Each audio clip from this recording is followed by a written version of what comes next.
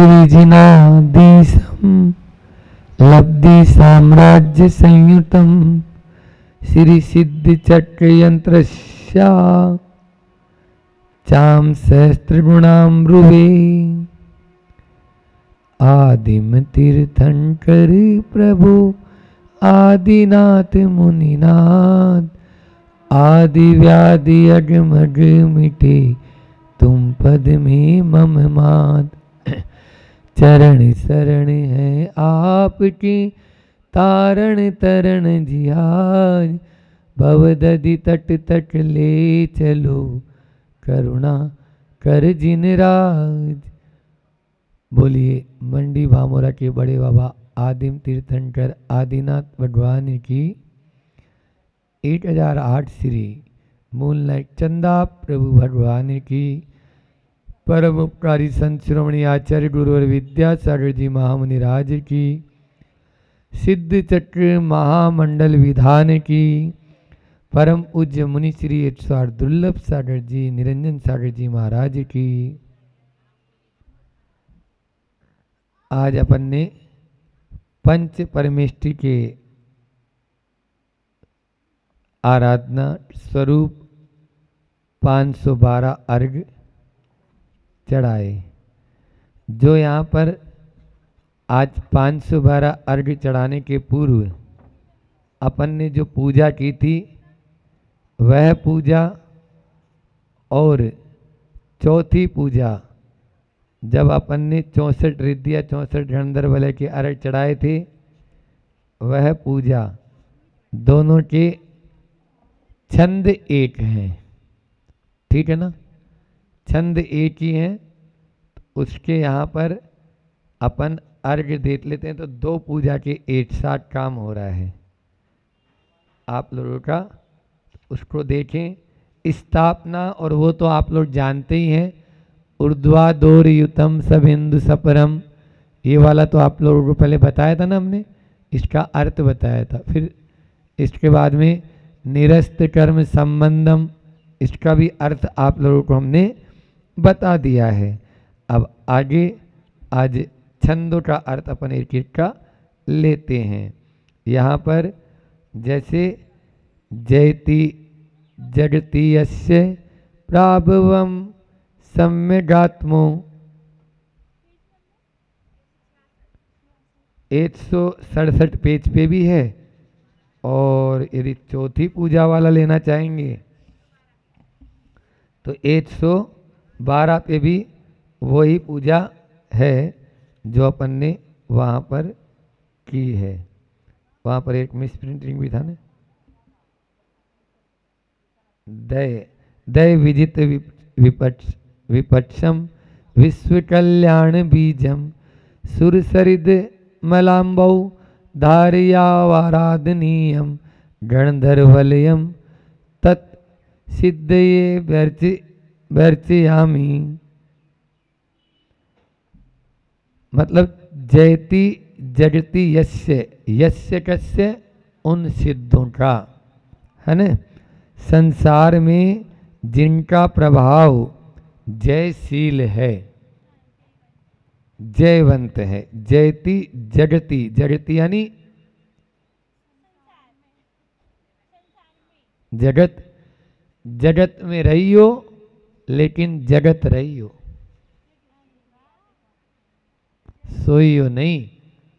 रहने तो जगत में ही है लेकिन जगत रही हो, नहीं तो कछु नहीं। घर बसाने से पहले एक बोलाता है ना, घर बसाने से पहले छोड़ दो घर को। बसाने का मतलब बास आने लगे, घर बसाने से पहले छोड़ दो घर को, अन्यथा घर की जो बदबू है वो तो ठीक है नहीं, अन्यथा आप बसाने लगेंगे, अन्यथा आप बसाने लगेंगे, ये समझाएगा। तो संसार का भी बता दिया और घर का भी। भाई इतनी तो चर्चा है, और क्या है, जाई तो चर्चा करने बैठे अपन। पूरे संसार की बात करो, सो जगत में रहो, सो जगत रहो, और घर की बात करो तो बसाने से पहले छोड़ दो, नहीं तो आप बसाने लगेंगे। चलिए, संसार में जिनका प्रभाव जो है वो है जयशील है। ऐसे यस्य प्रभावम, प्रभाव जो है उसका भाव प्राभवम, प्राभवम सम्यक आत्मो दैविजित विपक्षम, यानी आत्मा के यथार्थ अनुभव से विकारी भावों को जीतने वाले हैं। सम्यक आत्मा से दैविजित विपक्षम, मतलब जो उसके विकारी भाव है। विपक्ष का मतलब होता है कि हमारे से जो विरोध में है ना, विकारी भाव है, उनको विजित करने वाले, उनको जीतने वाले हैं। और क्या है, देखो उनके विशेषण तो देखो आप। विश्व कल्याण बीजम, कैसे है वो? विश्व रूपी कल्याण के बीज हैं। क्यों हैं? क्योंकि उनके माध्यम से ही कल्याण होना है, चाहे वो अरिहंत हो और चाहे एक मिथ्या दृष्टि हो, है ना। और यहाँ पे विश्व कल्याण का मतलब तो वही है, अभी तो विश्व का, और संपूर्ण भी ले सकते हैं, बहुत अच्छा है। गंगा नदी, फिर है सुर सरिद अमलाम्बो, अमलाम्बो धारियार आराधनीयम। और कैसे हैं? गंगा नदी के निर्मल जल की धारा से आराधना के योग्य हैं। गंगा नदी के निर्मल जल की धारा से, आपको मालूम है गंगा नदी कहाँ से निकली है? कैलाश पर्वत से। वहाँ कैलाश पर्वत से जब तिमिश्री गुफा है ना, उसके ऊपर जो बना है वहाँ वो गिरती है। जब चक्रवर्ती 6 खंड की यात्रा करने के लिए जाता है तो पहाड़ के ऊपर वहाँ पर प्रतिमा है, जहाँ से वो गिरती है ना, वहाँ अकृत्रिम वह प्रतिमा कभी घिसती नहीं है। ऐसा नहीं कि आप लोग जैसे गंदो ये जल डालते तो इसमें तो घिस जाती है, उसमें कभी भी हाँ क्षरण नहीं होता है। लेकिन वह जलधारा अनवरत उनके ऊपर, ये जो गंगा जो अपनी नदी है, ये तो महानदी नहीं है ना, ये शाश्वत नदी की बात हो रही है। और उस शाश्वत नदी, उसका पूरा का पूरा ये गंगा नदी का पानी क्या है? गंधोदक। हाँ, उस पवित्र जल की धारा से वह आराधना की, गंगा नदी निर्मल जल की धारा से आराधना के योग्य हैं। कौन? भगवान। जल नहीं, आप लोग जल आराधना के योग्य नहीं है, जो भगवान है। क्योंकि ये विशेषण किसके हैं?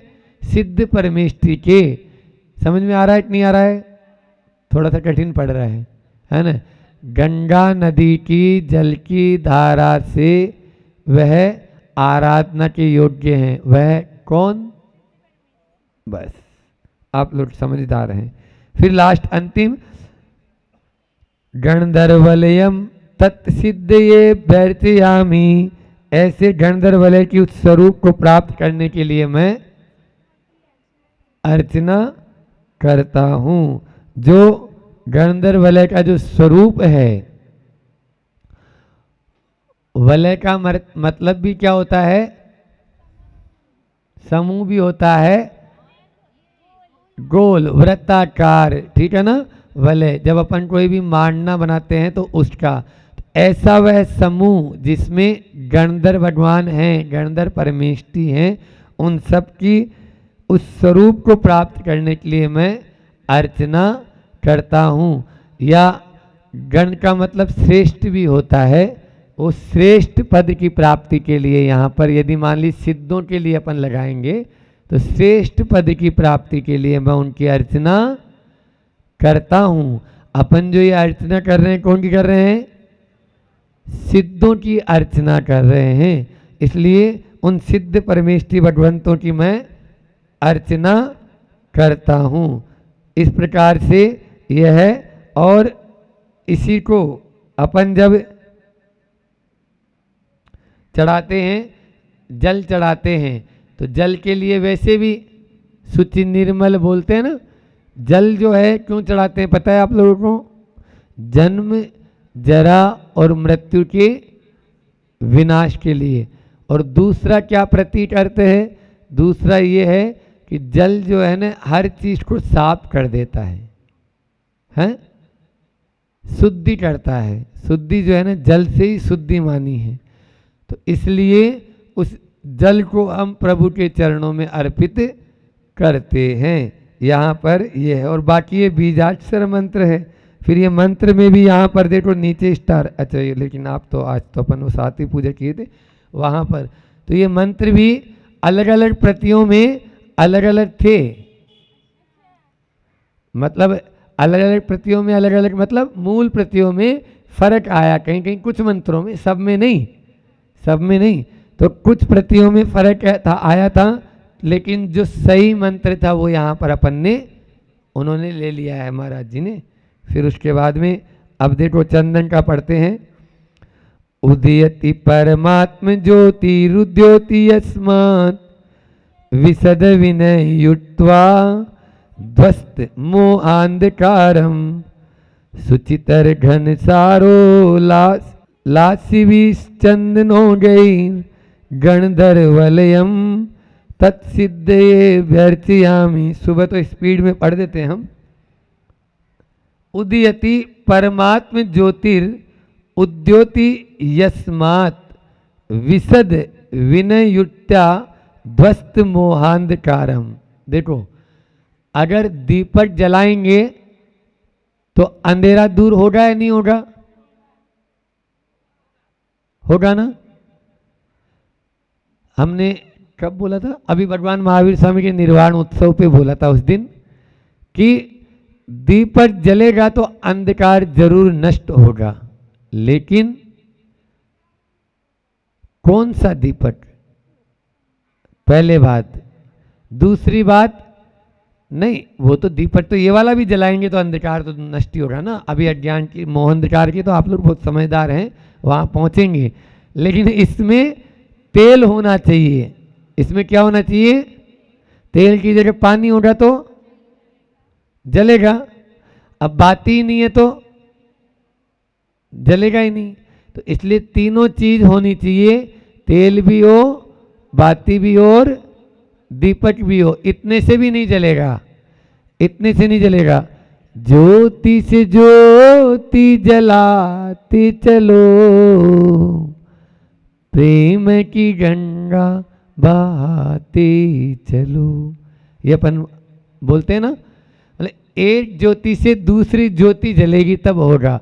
मतलब उसको ज्योति का सहारा चाहिए। किसको? उस दीपक को। नहीं तो दीपक बुझा ही रहेगा हमेशा, चाहे वो माचिस की तिल्ली हो और चाहे दूसरा दीपक हो, चाहे मोमबत्ती हो और चाहे लाइटर हो, चाहे और कुछ हो, लेकिन चाहिए जरूर संपर्क। जब तक देव शास्त्र और गुरु का संपर्क नहीं आएगा तब तक वह जल पाएगा वो दीपक? 3 काल में नहीं जलेगा। इसलिए सच्चे देव शास्त्र गुरु के सामीप्य में अपन को आना पड़ेगा। आप इतना भी नहीं है, अब मान लीजिए दीपक तो रख दिया अपन ने और ज्योति के पास में दूसरी ज्योति, लेकिन दूर है थोड़ा सा, तो क्या जल जाएगा क्या? अच्छा चलो, ज्योति के पास में रख भी दिया अपन ने, लेकिन पुरानी जो है ना उस पर इतनी ज्यादा किट्टीमा लगी हुई है, जब तक उसको मीणेंगे नहीं ना तब तक आप लोग अपने अपने दीपक को संभाल लो, है ना। उस पर जो पुरानी किट्टीमा है ना उसको पहले थोड़ा सा हाथ से मीणो, फिर बाद में हमारे संपर्क में दीपक के पास लाओ, तब वो जल पाएगा। तो इसलिए अपने दीपक को श्रद्धा की बाती होनी चाहिए उसमें, है ना, और भावनाओं का तेल होना चाहिए, तभी वह रोशनी दे पाएगा, अन्यथा कुछ भी नहीं कर पाएगा। चलो आगे। तो यहाँ पर अब उदयति, तो मैं यही बोल रहा था। एक बार एक क्या आया, अब सुनो, एक कहानी सी याद आ गई, चुटकुला है कहानी की। एक आदमी आया और बहुत कमरे में बहुत ज्यादा अंधेरा, तो एक लठ लिया बड़ा सा और बस चलाने लगा हवा में। तो लट्टे को घुमाने से क्या वो अंधेरा चला जाएगा क्या? अरे छोटा सा दीपक जला दो, बस काम हो जाएगा। इसलिए प्रकाश की आवश्यकता है, लट्ट चलाने की हाथ पांव नहीं मारना। मोक्ष मार्ग में लट्ट चलाने की आवश्यकता नहीं है, केवल मात्र जो मोह है ना, उस मोह को कम करके, या जो अज्ञान का जो हमारे अंधेरा छाया हुआ है, तो ज्ञान का एक छोटा सा दिया जला दो, बस ज्ञान का दिया जला दो प्रभु तुम आज मेरे अंतर मन में, दूर अंधेरे हो जाएंगे आज मेरे अंतर मन से, ज्ञान का दिया जला दो प्रभु तुम आज मेरे अंतर मन में। यहाँ पर इसका अर्थ यही है। ठीक है, अब चलो, नहीं तो फिर बोलेगी दीदी कि महाराज जी तो भजन जिससे, हाँ, उदयति परमात्म ज्योतिरुद्योति यस्मात्, यस्मात् यानी यस्मात् कस्मात्, जिससे परमात्म ज्योति रूप प्रकाश के उदित होने पर मोह रूपी अंधकार नष्ट हो जाता है। मतलब परमात्म रूपी ज्योति जिसके भीतर जल जाती है तो मोह रूपी अंधकार नष्ट हो जाता है। वहां पर आता है ना, पूज्यपाद स्वामी कहते हैं इष्टोपदेश में, क्या कहते हैं दीदी, कि यस्य यस्य स्वभावाप्ति संवितो तत्वमुत्तमम, यथा यथा समायाति संवितो तत्वमुत्तमम, तथा तथा न रोचन्ते विषया सुलभापि। ट्यूबलाइट तो जलेगी लेकिन धीरे जलती है, ठीक है ना। तो इसलिए यथा यथा समायाति, समझ में आ रही ना। तो हमारा स्टोपदेश चल ही रहा था अपना, वो तो पेंडिंग हो गया, पहले ये वाला जरूरी था। तो यथा यथा समय, जितना जितना आत्म तत्व के प्रति रुचि होती जाएगी उतनी उतनी हमारी संसार और विषयों से रुचि घटती चली जाए। यही पैमाना है और कोई पैमाना नहीं है। हमारी मोह के प्रति आसक्ति कितनी है, हमारी अज्ञान अंधकार कितना है, इसका कोई दूसरे के हाथ में स्केल नहीं है, कोई पैमाना नहीं है, कोई थर्मामीटर नहीं है। अपने हाथ में स्वयं के थर्मामीटर दे दिया आचार्य पूज्यपाद स्वामी ने, इस थर्मामीटर से नाप लो।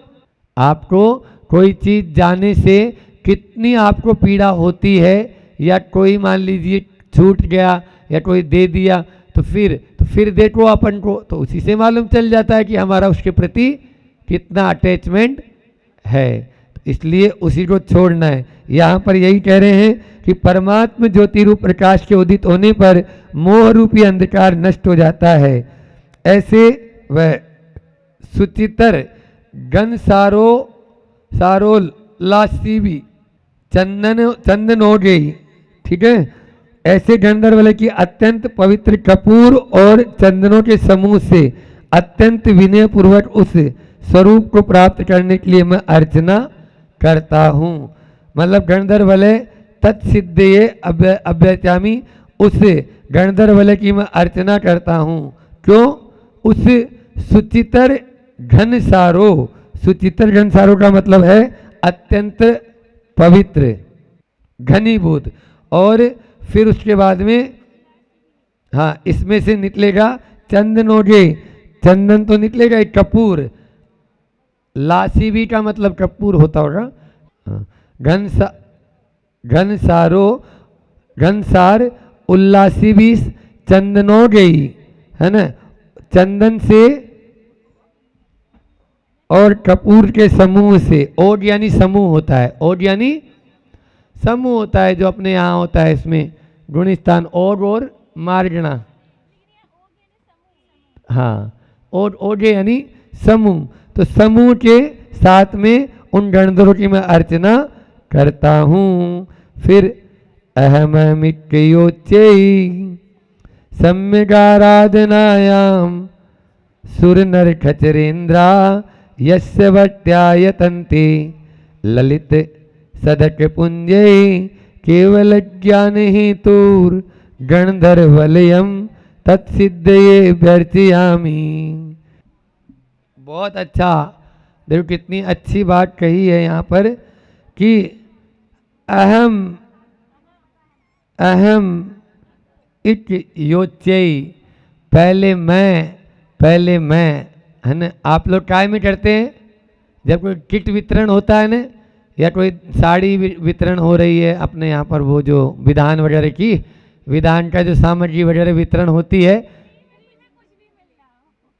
हाँ, तो उसमें पहले मैं करते हैं। यहाँ पर जब प्रभु की आराधना करने के लिए नंदीश्वर में पहुंच जाते हैं तो इतने असंख्यात देवी देवता हैं, तो वो सब एक दूसरे को टक्कर मार के पहले हम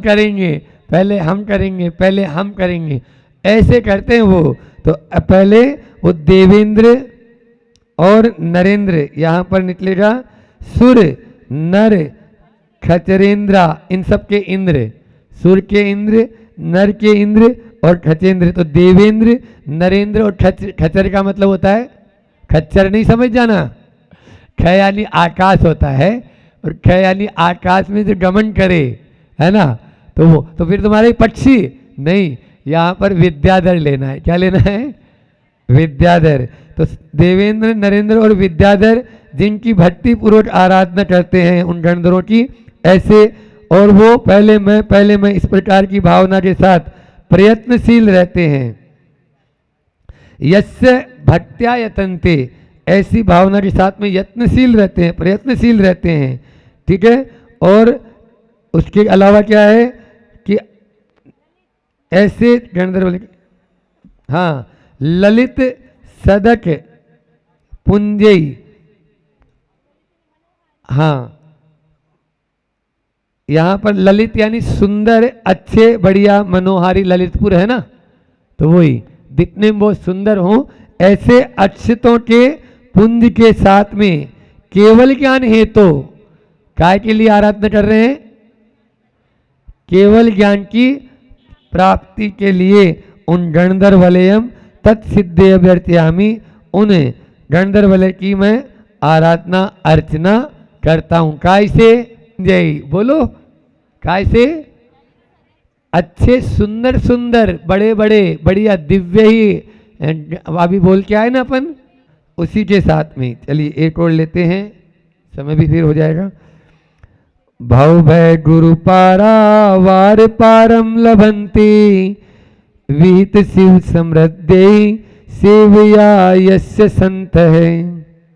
कमल वकुल कुंदो दार मंदार पुष्पै, गणधर वलयम तत्सिद्धये व्यर्थयामि। बोलो, हाँ, अब जो है अपन पुष्पों से अर्चा कर रहे हैं, और कैसे पुष्प हैं? पुष्प कैसे हैं? कमल है, बकुल है, कुंद है, ठीक है ना, हाँ, कुंद अलग है, और उदार मंदार पुष्पे, बहुत सारे तरह के अलग अलग उत्तम जाति के मंदार पुष्पों के साथ में ही हम उन गणधर वलय की अर्चना करते हैं। क्यों? भव भय गुरु पारावार पारम लभंते, संसार के भय रूपी महान समुद्र को पार कर लेते हैं, है ना। अपन जो ये भव भय संसार जो है वो कैसा है? बहुत, मतलब एक तरह से अटवी है, जिसमें जहाँ घुस जाओ, तो आप लोग कभी कलकत्ता में गए हों, और कलकत्ता में मैजिक मिरर, एक साइंस सिटी है, साइंस सिटी में मैजिक मिरर है। मैजिक मिरर में अगर घुस गए तो बाहर निकलना मुश्किल हो जाता है। क्यों? क्योंकि उसमें इतने सारे कांच लगे हैं, और अंदर में ऐसा लगता है कि पेड़ ही पेड़ हैं। उन कांचों में भी आपको पेड़ नजर आएंगे, उनके एक दूसरे के शेडों के साथ में वो ऐसे लगाए हुए हैं। अब जिस तरफ आप जाएंगे उधर ही सिर फूटेगा, जिधर घुसेंगे उधर ही आपका सिर भी। आप सोचेंगे कि नहीं नहीं ये तो यहाँ से अपन निकल जाएंगे, लेकिन वो निकलने का नहीं है, ऐसे ही ये संसार है। समझ में आ रहा है? हाँ, अभी वर्तमान का उदाहरण दे दिया, उसमें फिर हम कैसे निकले हम बता रहे हैं, या फिर कोई गाइड होता है तो वो निकालता है फिर जितने बाद में पड़े रहते हैं जो अंदर। अपन वो भजन भी तो आता है ना अपने यहाँ, अपन पौ आप ही विसरो तो ये कौन पकड़ो, जा ला मतलब ललना, एक बहुत ही अच्छा है। जैसे तोता होता है ना, उसमें उदाहरण 4-5 दिए हैं। अपन को आप ही विसरो, मतलब यानी बुंदेलखंडी में है कि हम अपने आप को भूल चुके हैं इस संसार में आने के बाद में। हाँ, नहीं ये वाला सुनाएंगे बाद में जब लेके आएंगे। तो जैसे तोता होता है ना, तुम्हें कौन पकड़ा, तोता जो है बैठा है डाल के ऊपर, ठीक है। तो ये बहेरिया जो होते हैं वो रस्सी को इस तरह से बनाते हैं और इसमें एक डंडी लगा देते हैं बीच में, उस डंडी लगा देते हैं रस्सी को इस तरह से करके, इसमें बीच में डंडी डाल दी यहाँ पे। अब वो क्या करता है, वो तोता उस कोई चीज़ खाने के लिए उस डंडी पे बैठता है, वो बंधी हुई है। अब वो डंडी नीचे लटकती है, तो वो सोच रहा है कि मैं इसको छोड़ दूंगा तो गिर जाऊंगा, मैं इसको छोड़ दूंगा तो गिर जाऊंगा। एक ये उदाहरण। फिर दूसरा उदाहरण एक बंदर का आता है। जैसे स्वान, वो तो स्वान तो कुत्ते का है, पहले बंदर वाला। बंदर का जो उदाहरण है कि मटकी में हाथ दे दिया चने के लिए, अब चने के अंदर लोभ में हाथ दिया और अब उसने मुट्ठी चने हाथ में भी आ गए, ठीक है ना। आप लोगों की यही दशा है, हंस रहे हैं ना। तो अब वो अंदर मुट्ठी उसमें दे दी आपने हाथ में, अब आप उसको भरी भी निकालना चाहते हैं। तो भरने में क्या है, खाली में जैसे चूड़ी पहनते हैं आप लोग, तो खाली में तो अंदर चली जाएगी वो, लेकिन अब भर गया तो वो बड़ा हो गया तो वो अरे इस मटकी में कोई भूत है जो मुझे अंदर से पकड़ लिया है। इतने में बस शिकारी आता है और पकड़ ले जाता है। ऐसे ही फिर हाथी जो होता है ना, शेर, केहरी यानी शेर जो होता है मतलब एक कुएं के पास जाता है वो खरगोश, और उसकी कहानी सुनी होगी आपने कि अरे क्या करूं आज, एक तो आया इतना सा पिल्ला सा वो छोटा सा खरगोश, वो भी लेट, बोले नहीं आज मुझे दूसरा मिल गया था, वो चालाक था, खरगोश की बुद्धि रखो। तो बोले कहाँ मिल गया, चलो। अब वो कुएं के पास लेके गया और देखो वो नीचे, अच्छा अभी लो, बस छलांग लगा देता है। अब अंतिम वो कुत्ते वाला उदाहरण दे देता हूँ कि कुत्ता जो था एक कांच के किसी बिंब के प्रतिबिंब के सामने वो पहुंच गया किसी मकान में, और वहाँ बड़ा कांच लगा था। अब वो देखा कि यहाँ पर ये कुत्ता मुझे, क्योंकि कुत्ते की सबसे बड़ी कमजोरी यही होती है, वो दूसरे कुत्ते को नहीं देख सकता, ठीक है ना। हाँ, वो अपनी जाति वाले या बिरादरी वालों से ही बैर करता है। यदि हम लोग भी ऐसा करेंगे तो उसी बिरादरी में चले जाएंगे। हम यदि किसी की बढ़ती को नहीं देखते या उसको देखते ही भौंकते हैं तो समझ लेना क्या हालत है हमारी। हाँ, उसमें सारे गुण हैं, लेकिन फिर भी कोई अपना नाम कुत्ता चंद नहीं रखवाता। हाँ, कोई स्वान चंद नहीं, शेर सिंह फिर भी मिल जाएंगे, जबकि शेर के मांसाहारी प्राणी है और बदबू आती है उसके शरीर से, लेकिन फिर भी आदमी शेर सिंह नहीं रखवाएगा। शेर सिंह रख लेगा लेकिन स्वान सिंह या स्वान चंद या स्वान मल नहीं रखवाएगा, ठीक है। तो अब जो है वो कुत्ता उस बिंब के दर्पण के सामने पहुंचा, अब वो कुत्ता भौंके, अब वो भी भौंके, उधर लगे वो भी आ रहा है मेरे सामने, ये और मुंह मारे उस पे। सवेरे जब वहाँ पर आया वो कोई देखने, तो देखा कुत्ता मरा हुआ था। बोलो कुत्ते को किसने मारा? क्योंकि हाँ, ये स्थिति हमारी है, उसकी नहीं है। वो तो उदाहरण है 4-5। तो ये भजन लिखा हुआ है प्रामाणिक कविताएं, प्रमाण सर महाराज के मुझसे कई बार सुना हमने। तो वो बुंदेलखंडी में 4-5 भजन, एक बार तो सुनाया था ना आपको, जा ममता दिन दिन होते सवाई, इसके बाद में तो वो वाला भी लिखा हुआ है, ठीक है। चलो अभी तो इतना ही करते हैं। यहाँ पर जो है वह जो मोक्ष सुख को प्राप्त करने वाले, जिसकी सेवा में सज्जन लोग संसार और संसार के भयरूपी महान समुद्र को पार कर लेते हैं, ऐसे उस गंधर्व वलय की कमल, बकुल, कुंद और उत्तम जाति के मंदार पुष्पों से उस स्वरूप को प्राप्त करने के लिए मैं अर्चना करता हूँ। मतलब उनके स्वरूप को प्राप्त करने के लिए हम अर्चना कर रहे हैं, ऐसे उस स्वरूप की प्राप्ति हमको भी हो, इसी के लिए तो यह संसार उसी की तरह है। उन पक्षियों को या उन जानवरों को अपन ने देखे, उनके अंदर में जो वहां से अपन को शिक्षा मिल रही है, उस शिक्षा को हम ग्रहण कर लेंगे तो निश्चित रूप से हमारा कल्याण हो जाएगा और पुष्प चढ़ाना हमारा सार्थक हो जाएगा। बोलिए अहिंसा परमो धर्म की जय। मिथ्यात्म नाश वे को ज्ञान की प्रकाश वे को आपा परिभाष वे को भानु शिवकानी है। वो बताए वे को जीवों के जताए वे को काउन सताए वे को जहाँ तहाँ तार वे को जावाणी की ज्ञान ते सूझे लोका लोट सोवाणी मस्तक नमु सदा देत हूँ डोट। देव भजू अरिहंत को गुरु सेवा निर्गंत दया धर्म पालो सदा यही मोक्ष का पंथ। आत्म के अहित विषय कषाय पर अपनी चर्चा चल रही है और कल के प्रमुख बिंदुओं को ले लें। कल हमने आपसे कहा था, सबसे पहले क्या कहा था, वैसे तो बहुत सारी बात करी थी लेकिन कुछ बिंदुओं को उसमें से विशेष ले लेते हैं। अपने आप के साथ जो प्रसन्नता से नहीं जी सकता वह किसी के साथ प्रसन्नता से नहीं जी सकता और उसके साथ भी कोई भी प्रसन्नता से नहीं जी सकता। कारण है क्रोध। फिर बोला था बहुत अच्छा, हमने दूसरा बिंदु दिया था, क्रोध भले ही आप अमृत सिद्धि योग, सर्वार्थ सिद्धि योग, गुरु पुष्य योग में कर लेना, वो विष रूप ही बनेगा। और प्रेम भले ही आप काल सर्प योग में कर लेना, मृत्यु योग में कर लेना, उत्पाद योग में कर लेना, विषकंभ काल योग में कर लेना, लेकिन वह अमृत रूप ही बनेगा।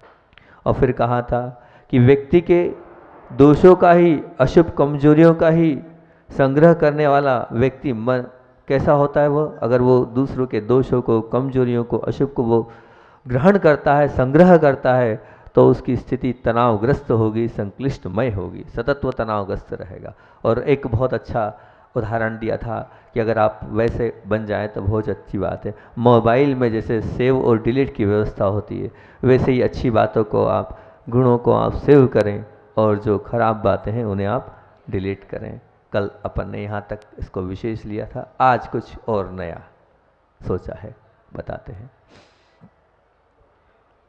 कोई व्यक्ति ऐसा प्रश्न कर रहा है कि बहुत बार हमारे जीवन में ऐसे मौके आते हैं कि किसी ने हमारे से जुड़े हुए व्यक्ति के विषय में कुछ गलत बता दिया, कुछ ऐसा बता दिया, अब वो मन में खटक रहा है। अब हम क्या करें, समझ में नहीं आ रहा है। उसको रखे हैं तो आवेश बढ़ता है, क्रोध बढ़ता है, संक्लेश बढ़ता है, मन में संक्लिष्टता आती है और भावों के परिणामों में निर्मलता नहीं आती। आखिर क्या किया जाए? तो मैं उसके मतलब अपना चिंतन दे रहा हूँ, जरूरी नहीं आप ऐसा करें, लेकिन मैंने उस विषय पे दो बातें सोची। सबसे पहली बात तो ये सोची कि आप निर्धारण करें कि वो व्यक्ति जिसके विषय में, आपके विषय में, जिसके विषय में आपको गलत जानकारी या गलत बातें पता चली, वो व्यक्ति कौन है। जिस व्यक्ति, जो व्यक्ति वो क्या महत्व रखता है आपके जीवन में, मतलब वो व्यक्ति आपके जीवन से अलग कर दिया जा सकता है, नहीं किया जा सकता है, पहले आप चिंतन करें।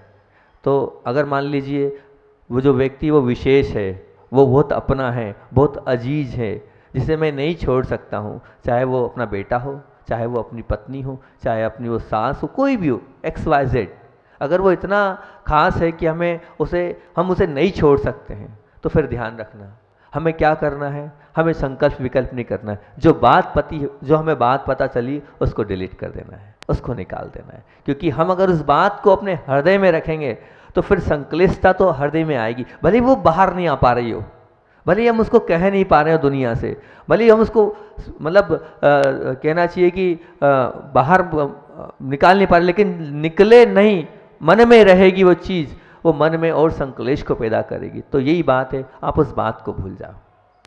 हम व्यक्ति को नहीं भूल पाएंगे, हम व्यक्ति को अपने जीवन से, उन्हें ठीक भी नहीं है उस व्यक्ति को, जो हमारा अहम व्यक्तित्व है। हम कैसे अपनी पत्नी के विषय में कुछ हमें शंका हो गई, ये कुछ पता चल गया है, आपको आपके पति के विषय में पता चल गया है, आपको अपने बेटे के विषय में पता चल, बस आपको करना ये, उस बात को अलग कर देना, उस बात को भूल जाना। जब तक उस बात को आप भूलोगे नहीं, तब तक आपके जीवन में सुख होगा ही नहीं, संक्लेश ही संक्लेश होता रहेगा। क्योंकि वो अंदर से वो बात रहेगी तब तक आप सामने वाले के विनय नहीं करोगे, सामने वाले के प्रति आपकी आस्था दृढ़वती नहीं होगी, बलवती नहीं होगी। अगर आप चाहते हो अपने जीवन को क्रोध से, आवेश से रहित, तो आप उस बात को बाहर कर दो।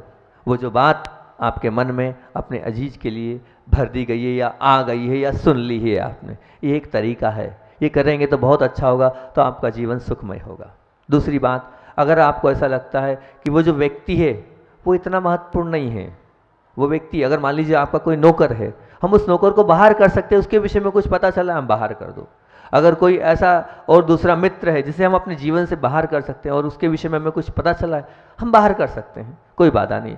जिस व्यक्ति को हम बाहर कर सकते हैं अपने जीवन से, उसे हम बाहर करें। लेकिन कम से कम बाहर करने के बाद ध्यान रखना, वो जो बात हमें पता चली है उसके साथ साथ वो बात भी बाहर हो जानी चाहिए। वो जो चीज़ आपके अंदर घुसी है उसको ही बाहर कर देना। आपको लगता है कि हाँ, मुझे इस व्यक्ति से मुझे ऐसा ऐसा पता चला है और ठीक नहीं, XYZ, आप समझ रहे हैं मेरी बात को मैं क्या कहना चाह रहा हूँ। सबके जीवन में घटनाएं घटती और ये मुकाम आते हैं। तो वो जो बात है, वो व्यक्ति को आप बाहर सकते हो, कर दो बाहर, और उस साथ में उस बात को भी बाहर कर दो। भूल जाओ, किसी से कहो मत, किसी से कहो मत, क्योंकि जितना आप रिवाइज करोगे, जितना आप बार बार बोलोगे, उतने आपके कर्मों का बंध होगा। जितना आप चिंतन करोगे उतना कर्मों का बंध होगा। भूलने में ही सार है, याद रखने में सार नहीं है। जितना आप इन सब गंदी बातों को भूलोगे, खराब बातों को भूलोगे, उसमें आपका जीवन ऊपर उठता चला जाएगा, महान बनते चले जाएंगे। कब? जब आप उन बातों को भूलोगे। इस चीज़ को आप ध्यान रखना। नहीं तो मन क्रोध और बेर के बीजारोपण से होगा ही होगा। आपके मन में क्रोध और बेर का बीजारोपण, ये ध्यान रखना, उससे रहित आप हो ही नहीं सकते हो। दूसरा, एक और, प्रत्येक को खुश रखना हमारी जिम्मेदारी भी नहीं है और हमारे लिए संभव भी नहीं है। हम लाख प्रयास कर लें, मैं चाहूँ इतने सारे लोग बैठे हैं, जरूरी नहीं है कि मेरे प्रवचन सबको अच्छे लग रहे हों।